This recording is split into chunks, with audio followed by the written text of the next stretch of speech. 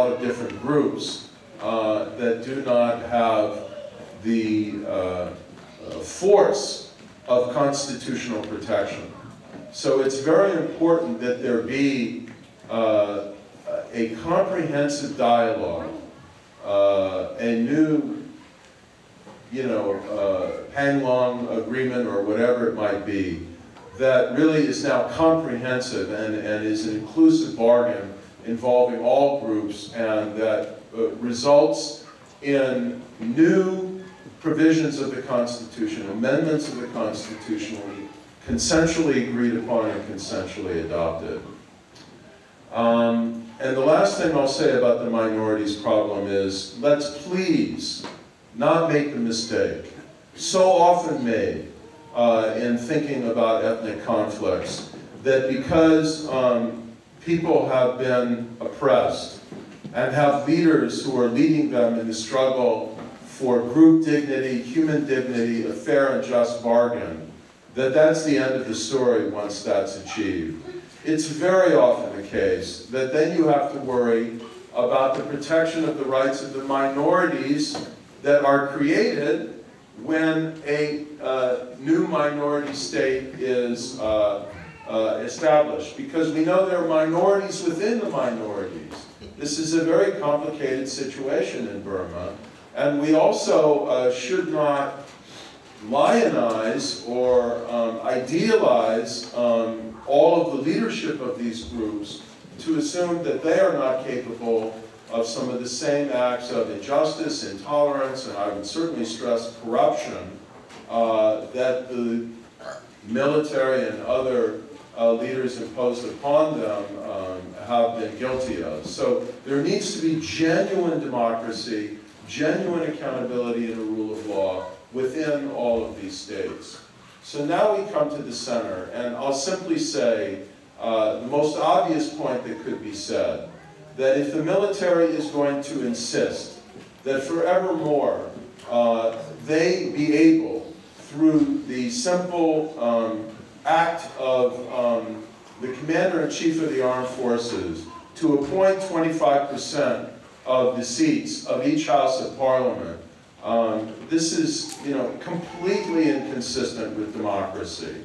And unless this provision is changed, or there is some kind of, at least, consensual agreement to phase it out, so perhaps it's reduced in its proportion in 2015 and it ends after that election, the long shadow of military domination is going to hang over the political system. And I say worse still because it is imaginable under the electoral system that now exists in Burma, which is the electoral system we have in the United States, which is first past the post in single-member districts.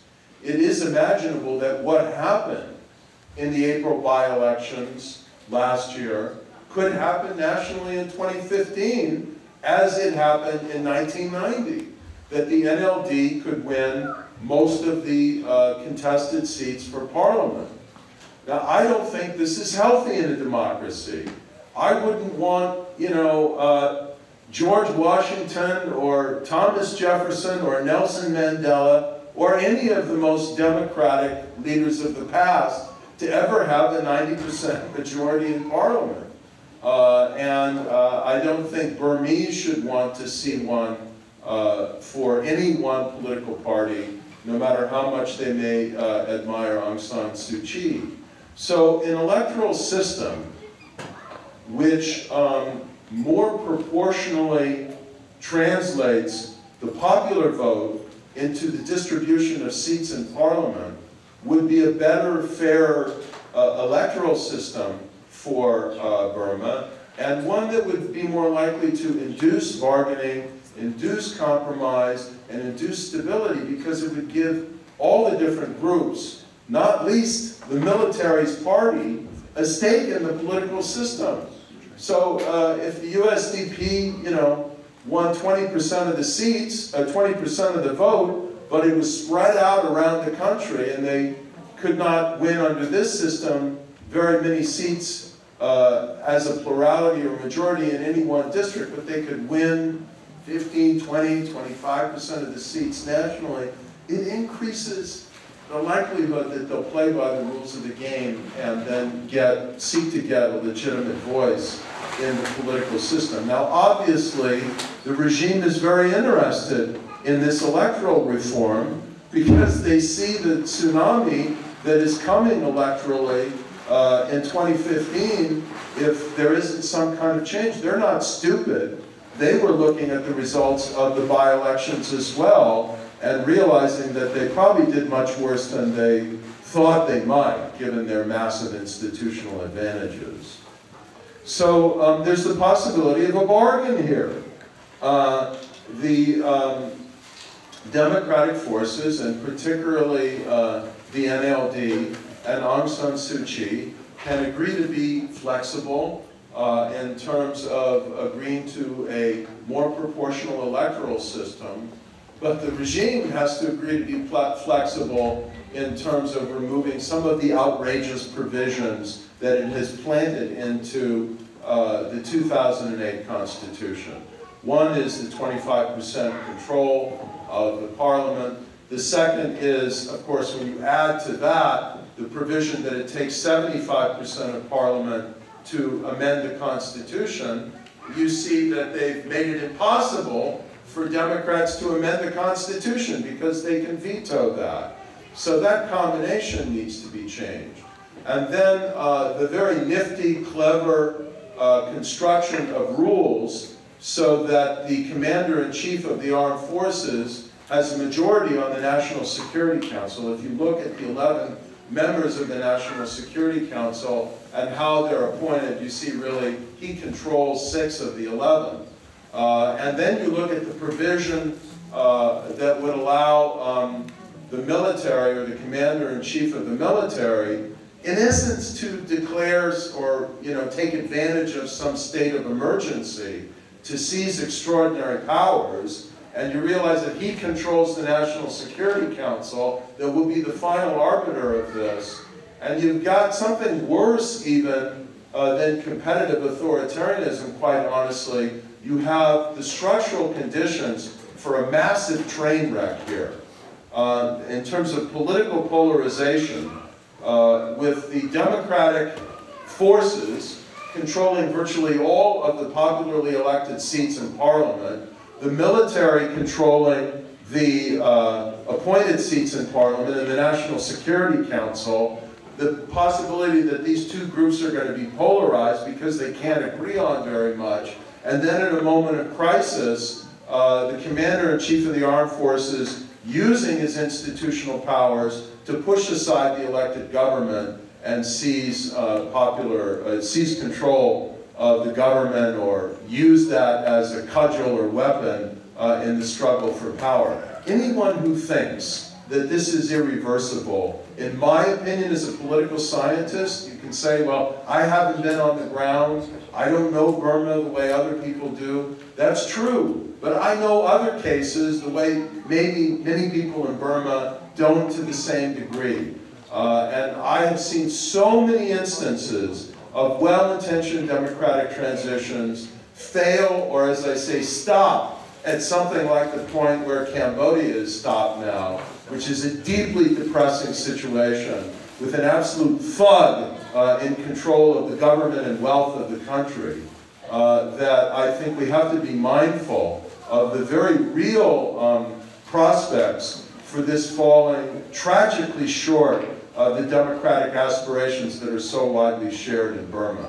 So I can't emphasize enough the urgent importance of the kind of far-reaching and very inclusive constitutional dialogue that Min Zain and others have appealed for, the pursuit of a broad and inclusive political pact between the current regime and the opposition led by Aung San Suu Kyi, between the center and the periphery, and among the democratic forces of society. Much as we admire Aung San Suu Kyi, I think she's one of the great democratic and human rights leaders of my lifetime, we do have to acknowledge that there are other democratic political forces in Burma. And I very much hope that these negotiations will take place and result in significant constitutional reform. Let me just say one other thing in conclusion before I go. I do think that Ko Nyun Tan was exactly right in putting the emphasis that he did on the very considerable possibilities that now exist for Burma as a result of the democratization of knowledge and the democratization of education through the very rapid growth of online learning. And anything you can do to make this accessible in the Burmese language, I think would be a wonderful thing for Burma's development as well as its democratization. And I do think there are resources that can be raised to mobilize, the language expertise to do this. I would stress that, inadequate or imperfect translation may be better than none at all, but in some sensitive subjects, like the one I work on, it could create problems as well. And if you get the translation wrong, it could wind up in some instances of actually doing a lot of damage. So I think that there's some need in certain subjects, perhaps more than others, of trying to do this with a high standard of professionalism and precision. I'll say just really in conclusion, a bit of self-promotion. I hope you'll forgive me for it. I have spent the last 9 weeks taping all of the lectures that I give in a course I teach on comparative democratic development. And this course will be offered for free next quarter as a massive open online course through the one of the new platforms that offer these. It's called Coursera, www.coursera.org. And so it's for free. Anybody can sign up and anybody can watch it. And so my hope is that at some point in the future, but maybe even soon in the future, the lectures and the slides can be translated into Burmese. And instead of my giving 3 of these lectures, as I did 3 or 4 last summer, to groups of 30 and 40 predominantly young people in the country, maybe eventually there'll be the possibility that all these lectures and others that are going to wind up on platforms like this can be translated and made available, because it's very apparent to me, as I know it is to all of you, that there is just massive hunger and thirst in Burmese society for these kinds of knowledge. Thank you very much.